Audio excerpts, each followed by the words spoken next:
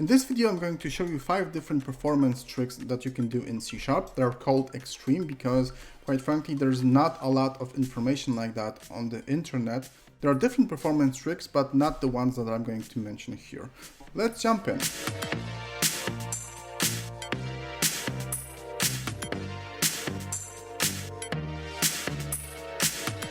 Let's start with a very simple example where we're gonna have a sum of odd elements. So what we can do here is we can take the array element and we can check if it's divisible by 2, and if it's not, then we're gonna add that element because that element is odd, and we can return the result. So if we run it in our simple measuring procedure, this is going to take quite a while to compute because we're gonna compute it on 40 million elements. So the average result is around 240 to 250 milliseconds. So looking at this function, is there something that we can do in order to actually optimize it? Is there a way for us to have a faster version of this function? Turns out that there is, and this is tip number 1.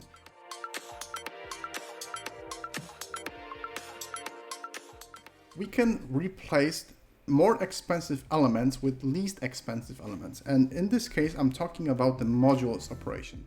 Turns out that the modulus operation can be extremely expensive. But the good news is that the JIT compiler automatically uses a shift left and trick on the modulus. So already we have a better implementation, but we can still do better because we have a proper context that the compiler doesn't, and there is a way to make it even faster. So what we can do is we can do an AND operation with 1, and that will effectively test if our element is odd. And if it's odd, it's going to be reduced to just a single value 1. So now what we can check is if this got faster. So now it takes slightly faster because it's 217 milliseconds from 240 milliseconds. So we got an improvement here. Okay, tip number 2.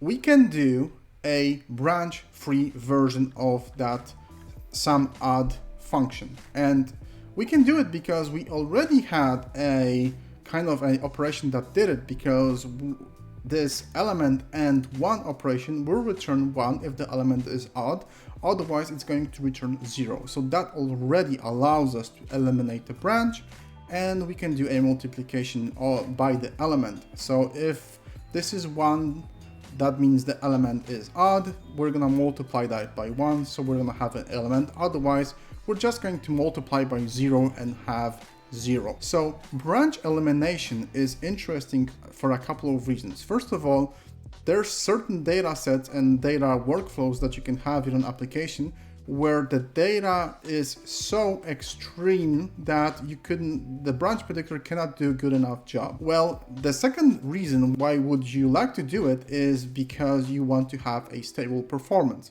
Because like I said, branch prediction depends on the data. So you can have super fast function because you have predictable data on one day, but on the other, that might get a bit slower. So that's why you might want to consider that. Of course, you have to keep in mind that branch prediction is expensive. So eliminated branch prediction is actually expensive because all of the things that you have to do to eliminate the branch can be expensive, like bit hacking tricks, different sort of jump tables and things like that. So you have to consider that.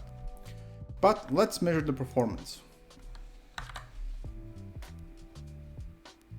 So it took 43 milliseconds, which is a big improvement from 217. So that's really good. Tip number 4.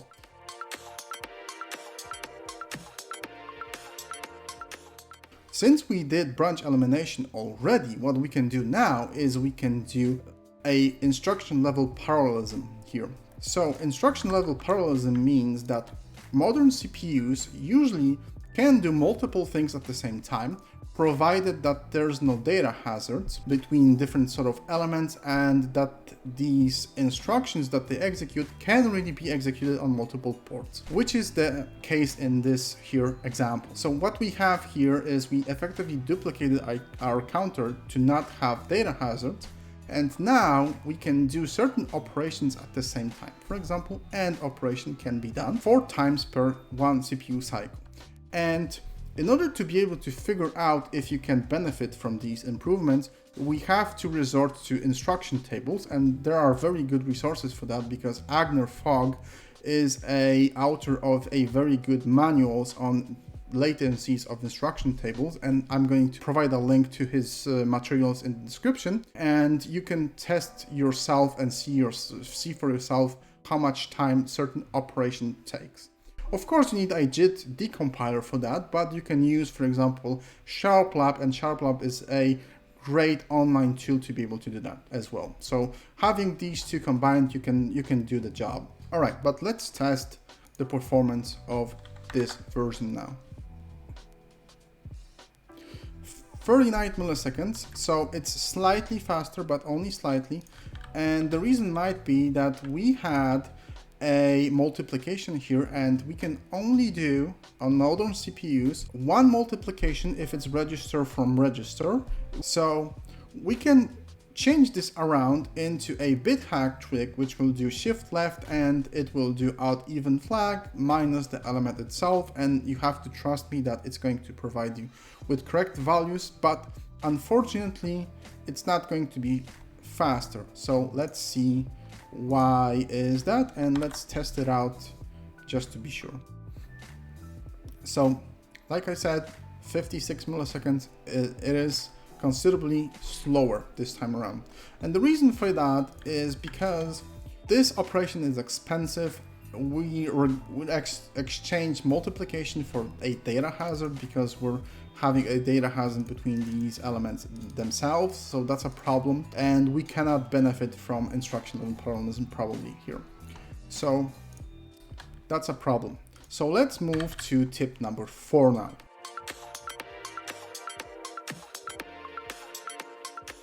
And tip number 4 would be to eliminate all of the bounce checks, because the previous method had a lot of bounce checking of the array.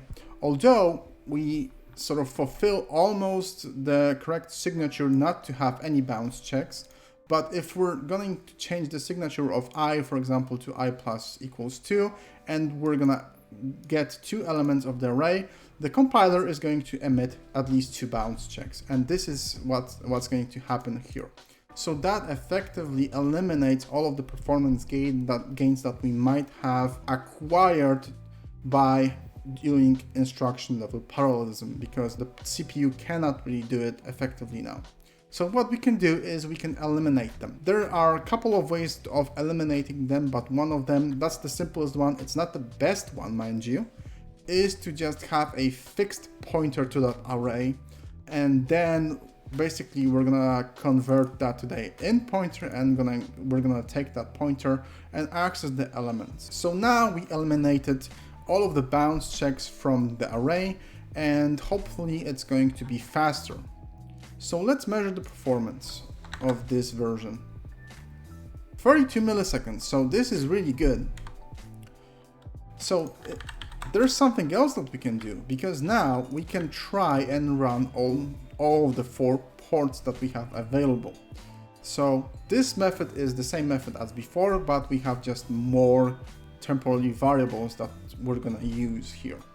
So let's run this version. 27 milliseconds, it's slightly faster.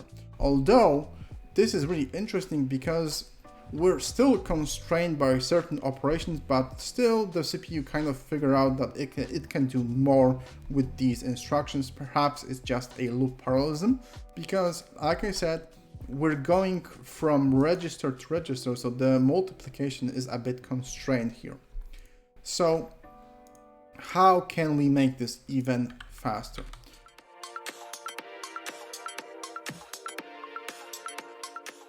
So tip number 5 would be, if we know all of these things now, then we can do a better job with ports, so we can utilize them better. At least we can try. So as we discussed, we're probably constrained by multiplication, because multiplication in most CPUs, when it's registered multiplied by register, can just run on a single port. But if it's register versus memory, it can run on two. So what we can do is we can get another pointer to our data, and the first pointer is going to be loaded to registers, but the second won't be. So that effectively eliminates the need to have just a single multiplication per operation. Although we're still constrained by loads, as we can do only 2 loads per cycle, and we have 8 loads here, still the multiplication would be the biggest factor in performance degradation here, and we can check if this is really true. So let's check it out, and let's run this version. So it took 25.6 milliseconds, which should be the fastest version if I'm not mistaken. Just to be sure, let's check the previous version. So the previous version is slightly slower. And to prove that, let me just show you the benchmark.net performance chart, because I did all of the benchmarks using benchmark.net just to show you how it looks in a nice graph. So as you can see, the ports version is slightly faster than the no checks with 4 ports version. And from the first tip to the last tip, we have a performance benefit by almost a factor of 10. So as you can see, we took a simple function and we optimized it to this sort of levels of performance. And we can still do better, because we can still, for example, use SIMD instructions and do other things, but that's going to be reserved for another video. So leave a like, possibly subscribe if you got value out of this. I hope now that you can see how you can apply certain tricks to a extreme, and hopefully if you have this sort of case when you need to go very fast, you're gonna have a benefit from this video. So that's all for today. Thank you and see you next time. Bye.